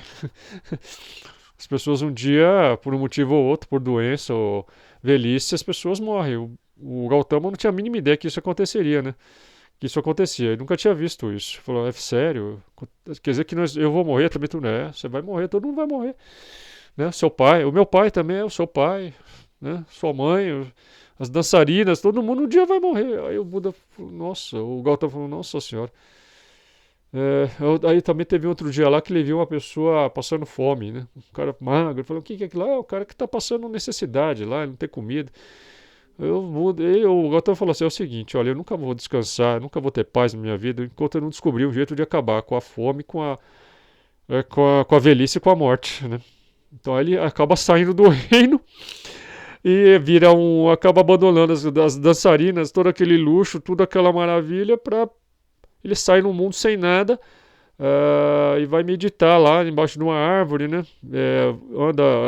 Vai aprender algo também lá com os yogis, né? E fica meditando e vira o Buda. Então é assim, certo? Quando alguém está destinado a ser algo, é assim mesmo. Então esse filme é a mesma coisa, faz esse construto, né, para impedir os jovens, né, a saírem dessa propriedade, porque é assim, né? Não sei se eu já falei aqui, se eu já falei, estou me repetindo, mas vamos lá. Os milionários que fizeram a vila, Eles eram pessoas que tinham ficado totalmente decepcionadas, já estavam completamente, totalmente sem nenhum tipo de vontade, né, de alento para continuar morando no meio junto com as pessoas aí, né, na cidade, na civilização, já que tinham sido vítimas de bandidos que haviam assassinado entes queridos deles. Estavam muito tristes, chateados com isso. Aí falaram assim, ó, que tal a gente, né, vamos fazer o seguinte, vamos pegar toda a nossa grana aí, a gente compra uma grande propriedade, vamos fazer um local que a gente viva totalmente isolado disso, a gente não precise mais ver as mazelas da civilização, né? Só que lá a gente vai viver como numa época anterior, né? É, que não nos lembre em nada da nossa época que acabou causando todas as desgraças que a gente, né, que acabou com as nossas vidas, né? Que nos levou a ficar aí num estado aí de total tristeza por perdermos os nossos entes queridos. Então, só que eles falam assim, ó, nós vamos viver nesse local, vamos criar nossos filhos lá, e não vamos permitir que os nossos filhos sequer saibam que existe um mundo desse aí fora. Igualzinho o pai do Buda, né? Que existe um mundo terrível aí fora, né? Vamos criá-los num mundo aqui com os nossos valores, né? Um mundo que não haja crimes, não haja né, não haja nenhuma dessas desgraças do mundo civilizado, né? Eles fazem isso, só que assim, para mantê-los lá, eles têm que criar medos, né, medos neles, para que eles não fiquem tentados a sair desse local, né? Então, os próprios pais, essas próprias pessoas, os próprios anciãos aí, eles vestem uma roupa ali de monstro, né? Um capuz, assim com umas unhas compridas, e de quando em quando eles aparecem assustando todo mundo, né? E aí se cria ali uma lenda de que existem monstros na floresta que cercam essa propriedade, né? A propriedade também é cercada de florestas, para impedir justamente os jovens de. Se, eles ficam com uma medorréia tremenda e ninguém tem coragem, lógico, de atravessar a floresta e se deparar com essas criaturas. Então eles nunca saem desse local, né? Mas aí acontece o quê? Acontece do, do Joaquim Fênix ser esfaqueado e precisarem de alguém que vá, né, até os muros ali para falar com os guardas, para que os guardas providenciem alguns medicamentos e alguns apetrechos para poder salvar a vida do Joaquim Fênix. É o que o William Hurt faz. Quem que eu vou mandar, né? Ninguém estava afim mais lá de voltar à civilização. Eles tinham jurado nunca mais botar os pés na civilização. Se mandar uns dos jovens lá, os jovens vai ver que eles estavam vivendo de maneira mentirosa ali, artificial, né? Que aquilo ali era um construto. E ele vai se sentir tentado, lógico, a ir embora dali, né? E se integrar a vida do século 20 e 21, né? Então vamos fazer o seguinte. Vamos mandar a garota porque ela é cega, né? Então ela não enxerga e ela ama muito o cara aí e ela vai fazer de tudo para salvar a vida dele. Então ela vai lá, carregaram ela, né? Deram umas orientações, só que ela no caminho acaba caindo num buraco que era uma armadilha para os monstros e passa por uma série de peripécias ali, de situações dificultosas, né? E até que, bom, mas claro que ela consegue chegar até o muro, ela pula o muro lá, fala com os guardas, né? E os guardas ficam assim atônitos também quando vê ela, né? Vê ela vestida com roupas do século XIX, né? Parecia saída assim de uma época extinta. E ela fala, ó, eu preciso disso que tá nessa lista, dá para os caras lá, né? E ela consegue, certo? Então é algo que é um paralelo aí que a gente faz nesse filme aí, né? A gente pode traçar esse paralelo em relação à vila, né? É, e, e falando aí da Sigourney Weaver, né, que participa desse filme aí, né? Não posso deixar de falar, como eu já falei praticamente tudo aí então do filme, né? Eu não me lembro assim de mais algo assim mais importante a ser falado. Bom, então fica para mim fechar, para mim só dar uma amarrada final aqui no que eu teria para falar do filme aqui, para mim falar de lances relacionados ao filme. O que pode ter acontecido? Um pulso eletromagnético, pode ter acontecido aí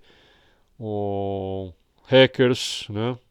Pode ter acontecido aí uma série pode ter acontecido uma revolução por parte da inteligência artificial, as máquinas tomaram conta, né? Tem todas as possibilidades aí, né? Fica no ar, não dá para saber o que é exatamente, certo? E pode acontecer algo do tipo? Pode, como eu estou falando, as pessoas precisam se precaver, então, né? E não confiarem, não deixarem tudo aí né, nos meios digitais, porque se acontecer isso, né, os meios digitais todos vão para o espaço, né? Todo o sistema bancário internacional, as finanças vão desaparecer. Todo o dinheiro que está aí, né? E não tem como você recuperar isso. Como é que você vai recuperar isso aí? Certo? Se todos os sistemas caíram, foram apagados, né? E isso aí não tiver, e certamente não vai ter um backup, né? Ou uma maneira de retomar, talvez uma parcialmente, talvez, mas talvez uma parte até possa ser reconstituída, não sei, né? Possa fazer aí, ou tentar salvar, como se faz, como se diz aí, né? Como tem esses programas aí de recuperação de dados, né? De você recuperar dados que foram apagados, talvez, mas é sempre assim, você nunca consegue recuperar tudo, né? Só uma parte, só parcialmente. Então vai ser um prejuízo desgraçado. É, é o que fica agora, assim, o que mais realmente para mim, né, ficou assim, que gerou para mim assim, as principais questões do filme, que é realmente a relação das pessoas, né? Eu diria que a relação entre as pessoas está um negócio assim que está praticamente já falido, né? Nós não convivemos mais com as outras da mesma forma que nós convivíamos há 50, 100 anos atrás, né? Todas as relações hoje são muito frias, são na base da desconfiança. É, as pessoas já não confiam mais nem mais em parentes, não confiam mais, né, os irmãos, não confiam mais nem mais no seu próprio irmão, né? As pessoas se voltam umas contra as outras dentro das próprias famílias, né? A gente vê aí irmã contra irmã, mãe contra filho, filha contra mãe contra filha, filha contra mãe, e por aí vai, todos contra todos, né? Então, estamos vivendo numa situação dessa mesmo, de todos contra todos, né? E o lobo, como já foi dito, né? Nós estamos vivendo uma sociedade de lobos, né? Lobo devorando lobos, né? Feras devorando feras. É, ninguém mais confia em ninguém. Essa é a questão. O inferno é o outro. Né? O inferno é o outro. Então, você nem precisa mais aí de provocar grandes situações aí, grandes tragédias, nada disso. Basta você fazer as pessoas se voltarem totalmente contra as outras, né? Aí o pouco ainda que resta ainda de relações, interações humanas, você destrói isso, né? O único momento do filme que é um pouco ainda de solidariedade é a parte em que o rapaz ali fica doente e o Ethan Hawke precisa encontrar uma maneira de salvá-lo, né? Ele acaba encontrando todas as estradas fechadas, né? Tudo inacessível, ele não tem como pedir ajuda externa, né? Se é que havia também ainda um meio de conseguir ajuda externa, tudo isso era totalmente incerto. Aí ele fala ali com o dono da mansão fala assim, olha, eu conheço um cara aqui que me ajudou muito já me ajudou bastante aqui. E vamos lá ver se ele pode nos ajudar. Um cara que pode nos ajudar. Ele mora aqui perto, vamos lá. Quando chegam lá, esperando que encontrar um cara solícito, né? Um cara disposto a ajudar, não. Ele encontra o Kevin Bacon, né? O ator Kevin Bacon com uma espingarda na mão e falando assim, ó, se vocês derem mais um passo aí, eu vou atirar, né? É totalmente desconfiado e mesmo conhecendo o outro, fala, pô, mas você não lembra que a gente se conhece, por que você tá agindo dessa forma? Fala, ó, eu te conheci lá, mas eu não sei quem é você agora, certo? É, e o outro lá, então, como é que ele vai confiar no Ethan Hawke? Falou, ó, você não dê um passo aí que eu vou atirar, né? Mas o Ethan Hawke se humilha, ele implora, pede e até oferece o dinheiro que ele tinha. Fala, tudo que eu tenho é isso aqui, acho que eu tinha uns $1.000, eu dou isso aqui e você sabe que o sistema todo aqui caiu, né? O dinheiro já digital já não existe mais e talvez esse meu dinheiro aqui vai ser muito útil aí, talvez valha, né? É um dos poucos dinheiros físicos que ainda restaram. Pega aí. Você E aí depois de muita insistência ali, o Kevin Bacon acaba cedendo e acaba ajudando, dando os remédios, né? Então é o único momento assim de mais solidariedade no filme que você vê, né? O resto ali é todo mundo um desconfiado do outro e ninguém confiando em ninguém. É, então acho que é basicamente isso que eu tinha que falar a respeito do filme, gente. Sei que pode ter outros elementos, né? Mas o que eu tô me lembrando é isso no momento. Agora o que eu queria falar aqui da Sigourney Weaver, né? É, o filme Alien, por exemplo, o filme Alien, que tinha um elenco excelente, né? Aquele filme Alien é maravilhoso, né? O primeiro Alien, né? Não teve nenhum aí que chegou nem perto aí do primeiro Alien, com um elenco maravilhoso, né? O Yaphet Kotto, né? A Veronica Cartwright, que fez a Lambert, e a Veronica Cartwright, que era a irmã da Angela Cartwright, que fez Os Perdidos no Espaço, aquela garota dos Perdidos no Espaço, né? A menina mais nova. E a Veronica Cartwright, que depois foi participar do episódio do Arquivo X, né? A Paciente X, né? Que tinha feito ela fez o papel da ex-mulher do canceroso, viu? É um episódio fantástico aí, o Paciente X, muito interessante esse episódio, né? Tem umas abduções ali, umas coisas assim. É, você tem também aí teve também o John Hurt, né? O John Hurt, veja, como é que eu podia esquecer? Foi o John Hurt que incubou lá o primeiro Alien.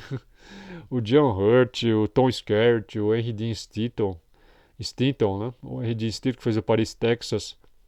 É, e aquele outro ator lá que fez o robô, né? Que fez o Ash. Tô me lembrando o nome dele, mas é um ator também excelente. Que fez tantos filmes aí, só que eu não tô lembrando o nome dele no momento. E foi ele que fez o ali no Senhor dos Anéis, né? Ele fez um dos hobbits ali, né? Fez aquele hobbit, o hobbit que é o. Pô, eu tô péssimo de memória, gente. Desculpa, eu não tô me lembrando o nome dele, mas é aquele que faz o tutor lá, né? Do Hobbit que acaba depois que acaba ficando com o anel, né? É, para vocês verem aí como é que eu tô aí, eu não tô me lembrando direito, mas tudo bem. É, e por aí vai, né? Sim, claro, no Senhor dos Anéis, né? Nós temos lá a maravilhosa Liv Tyler, né? Que fez a Estrela Vespertina, né? A elfa lá, Arwen Undomiel, interpretada pela Liv Tyler, né? A Liv Tyler que fez também o filme Armagedon, né? Já que nós estamos falando aí filme catástrofe, eu não posso deixar de citar o Armagedon, né? A Liv Tyler, que é a filha do vocalista do Aerosmith, né? Do, do Tyler lá do Aerosmith. E ela faz um papel aí no Armagedon, né? Que tem um elenco estelar, né? O Bruce Willis, o Ben Affleck, o ator lá que fez que é o ator lá que sempre faz os filmes do Tarantino, né? É, e tantos aí, né? Um elenco estelar para fazer um filme catástrofe, assim, dirigido pelo Michael Bay, né? Um filme multibilionário. Também foi uma espécie de programação ali, né? Porque você vê que muitas daquelas cenas que nós vimos, né? No Armagedon, nós vimos depois, né? Vocês sabem no que, né? Virou realidade, vocês sabem no que, assim como muitos outros filmes, né? Ruído Branco aí, o próprio Independence Day, né? Todos esses filmes aí acabaram se concretizando, né? Claro que não da maneira exata, mas eram avisos, né? Eram avisos prévios do que iria acontecer, né? Impressionante, certo? Então tá aí por que as pessoas estão tão aí amedrontadas e tal, né? E a Petcoto, né? A Petcoto que não posso deixar de me lembrar que ele fez o Kananga, aquele vilão lá no primeiro filme do Roger Moore, né? O 007 Vive e Deixe Morrer. Ele fez o Kananga, que tinha que era um chefão ali né? do tráfico ali da máfia do Caribe, que plantava papoulas e ele usava o voodoo, né, para amedrontar. Esse filme do 007 eu diria assim que para mim ele é um dos meus preferidos, esse aí, o primeiro do Roger Moore, né? Se bem que ele não teve aquela produção toda dos filmes do... Você vê que a produção é bem mais modesta. Eu acho que os brócoli ali não estavam querendo gastar, com medo de se arriscarem, já que era o primeiro filme do Roger Moore, né? E já tinham passado por aquela situação lá do filme do Jorge Lazenby. Eles ficaram, acho que, com medo de arriscar muito e não gastaram muito. Ficou uma produção assim um pouco aquém, né? Mas assim, dos filmes é um dos meus preferidos, véio, porque é um filme diferente do 007, um filme que não tem aqueles cenários deslumbrantes, maravilhosos, tão requintados, maravilhosos, porque ele se passa justamente em umas áreas do Caribe, das plantações, né, de papoula e da área de voodoo, né. Então o Yaphet Kotto, o Kananga, ele usava o voodoo para assustar, né, as pessoas, para que não descobrisse as plantações ali né, as plantações e mantinha a população toda amedrontada, né? Vocês veem como é que é. Como na vila aí, né? No filme A Vila aí, certo? É, você sempre tem que manter a população assim meio que num estado constante de medo, né? Amedrontar esse filme então. Aí vamos voltar ao filme O Mundo Depois de Nós, né? Então, também, de certa forma, é você criar um cinturão de medo em torno de tudo, né? Justamente para impedir as pessoas de descobrirem a verdade, né? De verem realmente o que realmente acontece. Né? É o sistema do Mágico de Oz também, né? Então é um é algo assim já muito antigo, certo? Essa estratégia de você controlar as pessoas pelo medo, né? Ah,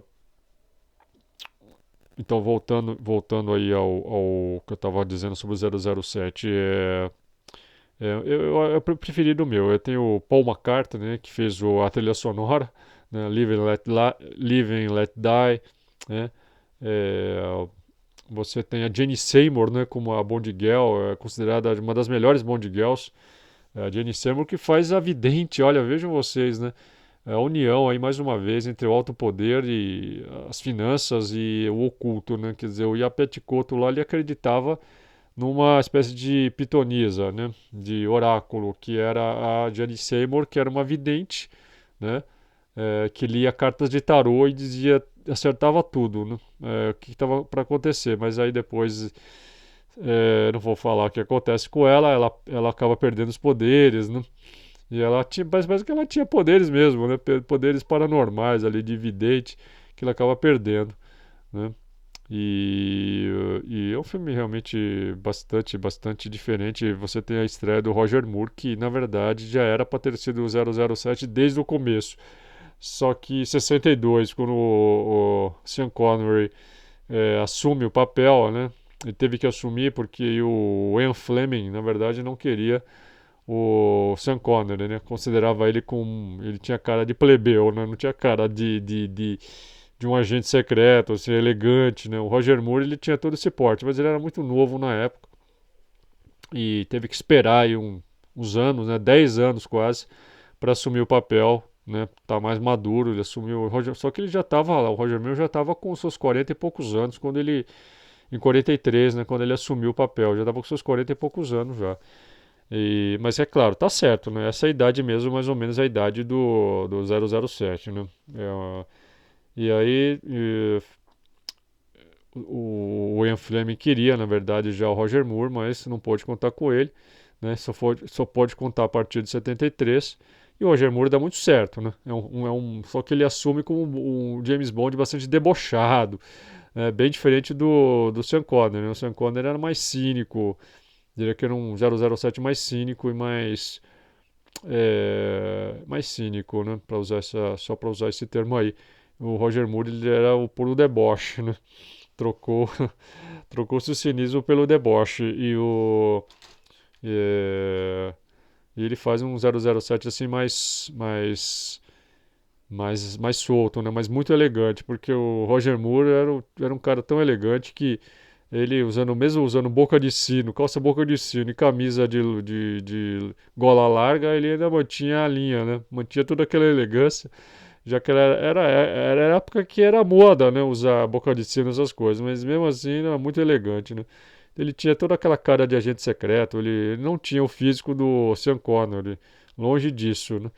E então ele compensava essa falta de físico aí com o carisma, com a não que o Sean Connery também não tivesse carisma, lógico, mas ele compensava isso com um certo dom de humor que ele tinha, né, uma finesse para humor, é, e com a elegância, né, com a tremenda elegância do Roger Moore, né. E vocês vejam que havia então esse temor aí, porque, bom, claro que eu não posso deixar de citar uma das cenas preferidas minha em todos os filmes do 007 é desse filme, do 007 Vive e Deixe Morrer, né, em que o Roger Moore é deixado numa ilhota no meio de um monte de jacaré, né? Vocês lembram dessa cena aí? Aí o Roger Moore ele salta sobre as cabeças para sair de lá, ele salta sobre as cabeças do jacaré, né? Usando as cabeças do jacaré como uma ponte ali, uma pontezinha, né? Para ele sair lá dessa ilhazinha, sair do pântano, ele pula em cima do jacaré, mas é uma cena assim fantástica que deu um trabalhão para fazer, porque eu via como é que foi feito isso daí e eles usaram um dublê, né? Um dublê lá, um louco, né? Um cara maluco, um dublê que pulou realmente, ele pulou as cabeças do jacaré como no filme, né? Claro que no filme é assim, tudo é mostrado, tá tão bem montado que o Roger Moore parece que está realmente pulando e ele sai do outro lado lá totalmente ileso e assim, numa elegância total, né? Não rasga nada, né? Totalmente inteiro ali. Só que no real, né, o dublê ele teve que fazer, para conseguir fazer essa cena, ele teve que fazer ali dezenas e dezenas de vezes, se arriscando a ser comido pelos jacarés. E claro que nessa daí os jacarés pegaram a calça, né, rasgaram a roupa várias vezes e teve que refazer a cena muitas vezes para conseguir fazer o efeito, né, do Roger Moore pulando sobre as cabeças do jacaré, né. É, o medo, né, dos produtores era que acontecesse o que aconteceu com o filme do Jorge Lazenby, o 007 A Serviço Secreto de Sua Majestade, que não foi propriamente um fracasso, não foi tão ruim como às vezes falam do filme. O filme aí tem umas lendas a respeito desse filme que são totalmente errôneas, né? Porque falam aí que o Jorge Lazenby ele foi sacado, né? Na verdade ele não foi sacado pelos produtores, na verdade até queriam que ele continuasse, mas o Jorge Lazenby que depois falou, não, sabe, não sei por que motivos lá, porque cargas d'água ele não quis, né? Ele resolveu pular fora. É, esse filme é um dos melhores até, né? O 007 A Serviço da Sua Majestade, é um dos melhores. E assim, o filme ele é o filme mais diferente de toda a franquia, né? É o mais diferente de todos, porque ele é um filme que não tem na trilha de abertura, ele não tem um tema cantado, né? Então ele voltou, na verdade, aos primórdios, porque em 62, com o Satânico Doutor No, também o tema de abertura não era cantado, era só instrumental, né?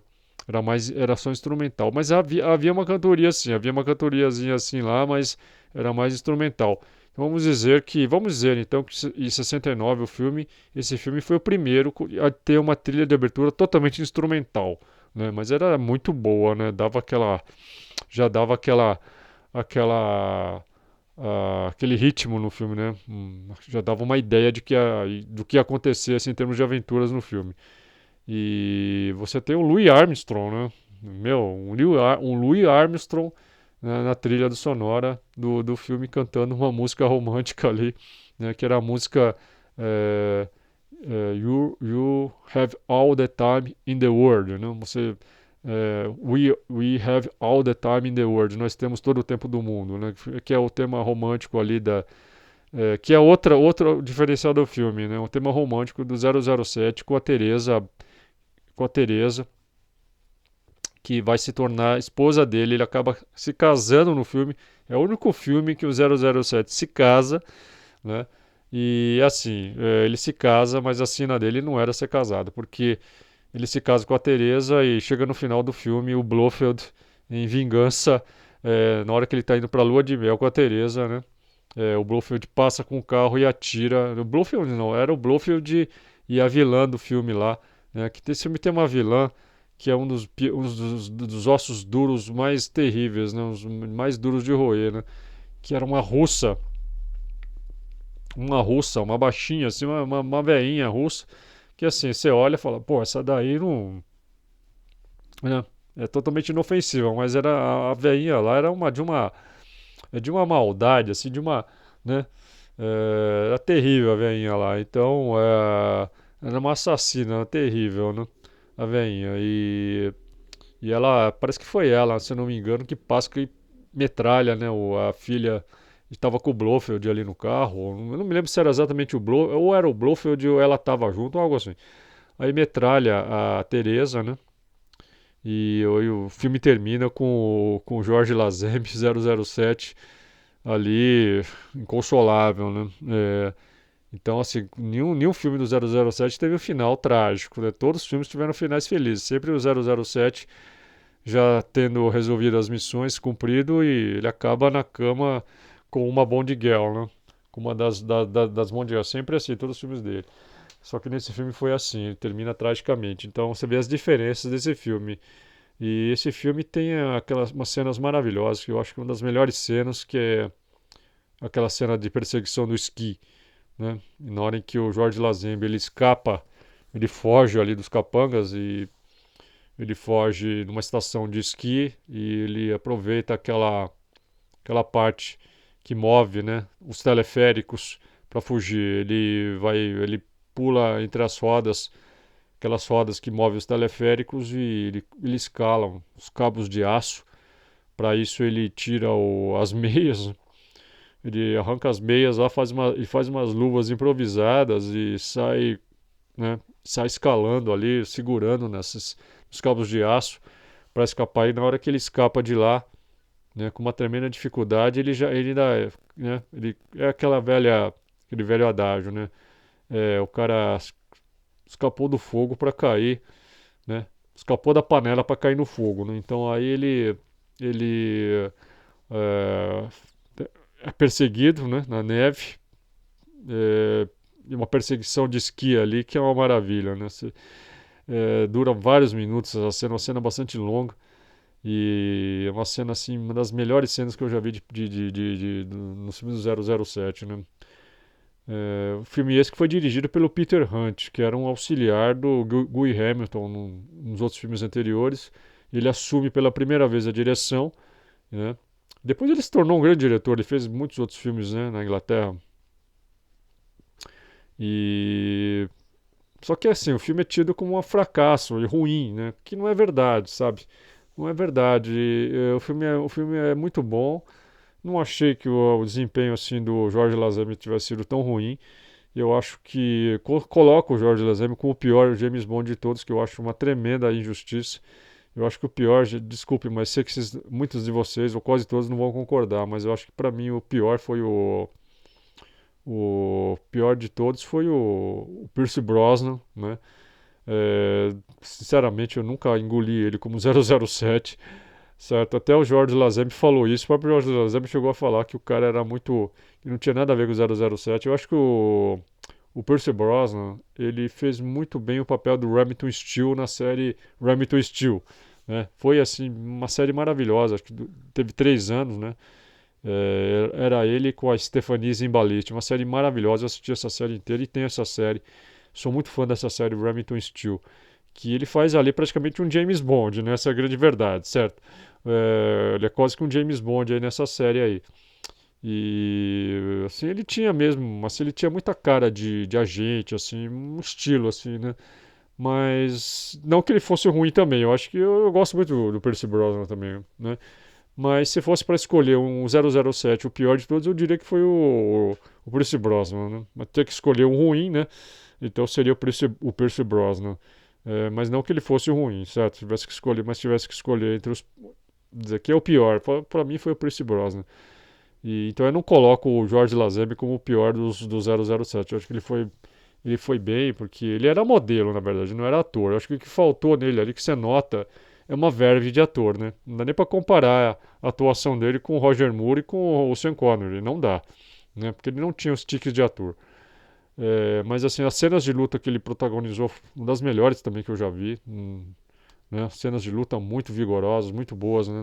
Não são essas cenas simplesmente assim de, né, trocar alguns sopapos lá, algumas porradas, alguns negócios assim e resolve a situação. Eram cenas assim que ele se atracava com o sujeito, entende? Cenas muito, muito pesadas ali, demorava demais para vencer o adversário, ali é, para domar o adversário, né? Então, eram cenas muito, muito boas. Então, e tem todas essas diferenciais do filme, né? Tem até uma cena lá, quando ele escapa dos caras do esqui, ele vai parar numa praça, né? Numa cidade lá que estava cheia de gente. Ele se esconde lá no meio das pessoas, né? No meio da praça. E ele senta ali e fica, põe até a mão assim na cabeça e fica assim, né? Sem saber o que fazer. Você nunca viu isso em um filme do 007, um agente que fica assim, meio que, né, numa situação de tal apuro que, né, como que como que ele pede assim, uma ajuda divina ali, né? E aparece essa ajuda divina que é a Teresa, né? Aparece bem na frente dele, aí de repente quando ele levanta o rosto assim, ele olha, tá a garota lá, né? Tá a Teresa, né? Não podia não deixar de se apaixonar por ela. E ela ajuda ele a sair daquela enrascada, e tal, ela tava de carro, e tal. E ela mesma dirige, consegue escapar dos caras que estão perseguindo e tal, né? Claro que depois dessa você não tem como você não casar com a mulher, né? Não tem como. É, quer dizer, é isso, né, gente? Falei só pra me falar desses negócios aí, de alguns lances aí de filmes que eu gosto aí. Mas é isso. É isso daí, né? É, fazendo essa amarração final. Então, o filme é, que faz com que as pessoas, né, fiquem aí um pouco aí, né, preocupadas. E é assim, gente, qual seria a mensagem final? A mensagem final é que se você quer sobreviver a uma situação dessa, né, você tem que estar longe das cidades, né? Porque o primeiro lugar que vai ser afetado são os grandes centros urbanos, cidades, entende? E como mostra no filme aí, parece que as pessoas que estavam nesses centros aí foram as primeiras a perecer. As que estavam mais distantes, isoladas, sobreviveram, né?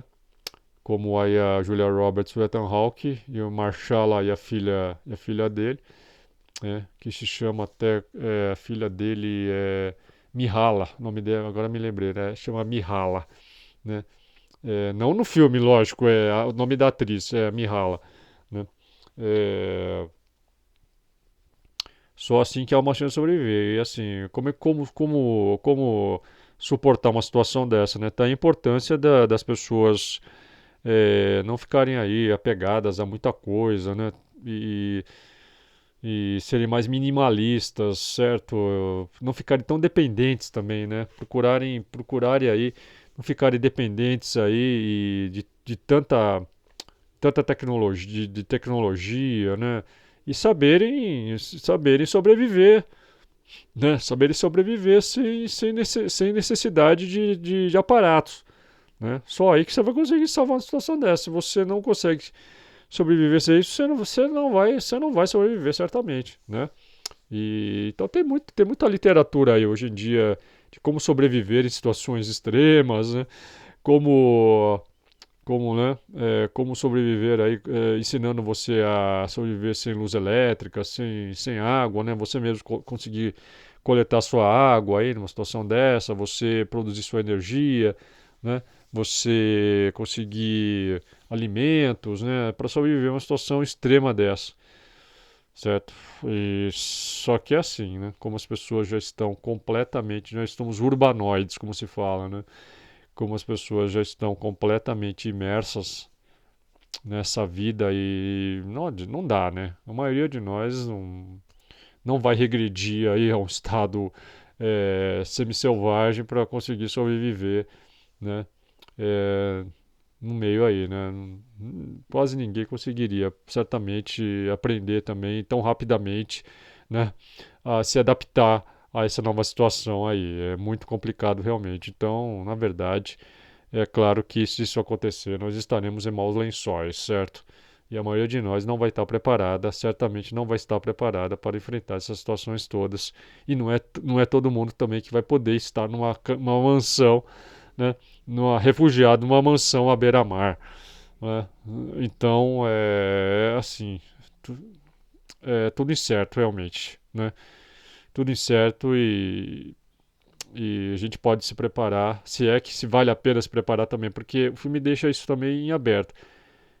Na verdade, é assim, olha, eh, e a menina lá no final, a menina com a camiseta da NASA, né? Ela só queria assistir o último episódio de Friends. É a única coisa que ela queria, tava nem aí com nada, não tava nem aí se o mundo tava acabando, né? Então ela com a camiseta da NASA lá, de certa forma, ela quis dizer que a NASA também não vai estar nem aí com ninguém. Diferente do filme Armagedon, né? Para citar que o filme estava falando Armagedon não é por acaso, é porque o filme Armagedon mostra a NASA, eles fazem uma tremenda propaganda da NASA, né? Mostrando ali a NASA com um monte de heróis ali, cientistas e diretores da NASA e supervisores da NASA preocupados com a humanidade, preocupadíssimos em resolver os problemas da humanidade, fazendo de tudo, né, de tudo e mais um pouco para salvar a Terra, né? Foi uma tremenda propaganda para a NASA também esse filme, o Armagedon, né? Então, só que neste filme aqui me parece assim, o que já passa um recado contrário, né? A menina com a camiseta da NASA e a menina não tá nem aí com nada. O que vocês interpretam? Como é que vocês interpretam isso? Certo?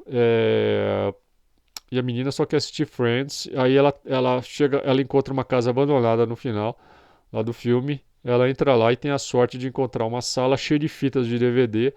E ela encontra o DVD de Friends e põe lá e fica assistindo Friends. E o filme termina assim, né? E aí, só que você fica com a seguinte pergunta: o que será depois, né? O que será depois, né? O mundo depois aí, né? O que será? Como é que será esse mundo? Será que teria valido a pena esse pessoal aí, esses únicos aí, esses poucos sobreviverem? O que será depois?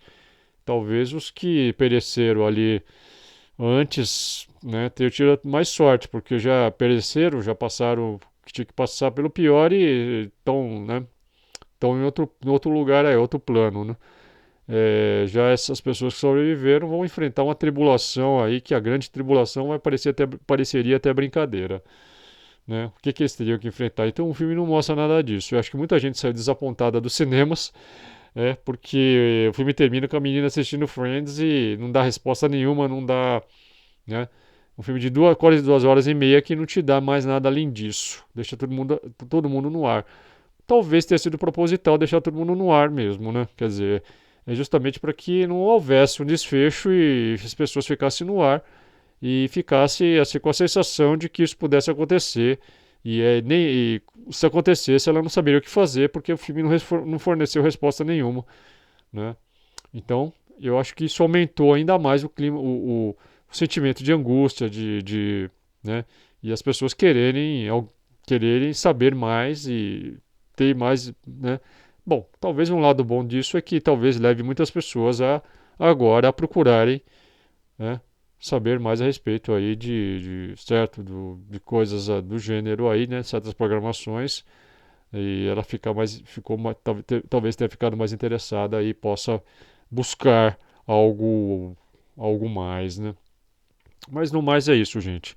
Então eu agradeço a todo mundo aí, certo? Muito obrigado a todos, valeu aí pela força e vamos fazer outras análises aí, né, de filmes certamente mais pra frente. E tudo de bom a todos, gente. Muito, muito obrigado, valeu.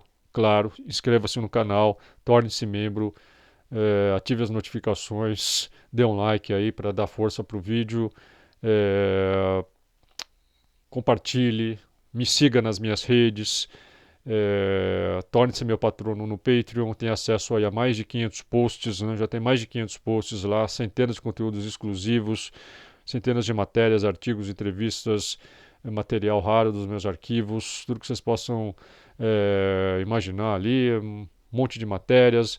Então, ou se você quiser também pode tornar-se apenas membro da minha comunidade lá no Patreon, você não paga absolutamente nada e você vai ter acesso a todos os meus posts públicos, ok? Então é isso, gente. Valeu aí, valeu a todos, muito obrigado, um abraço, tudo de bom e até mais.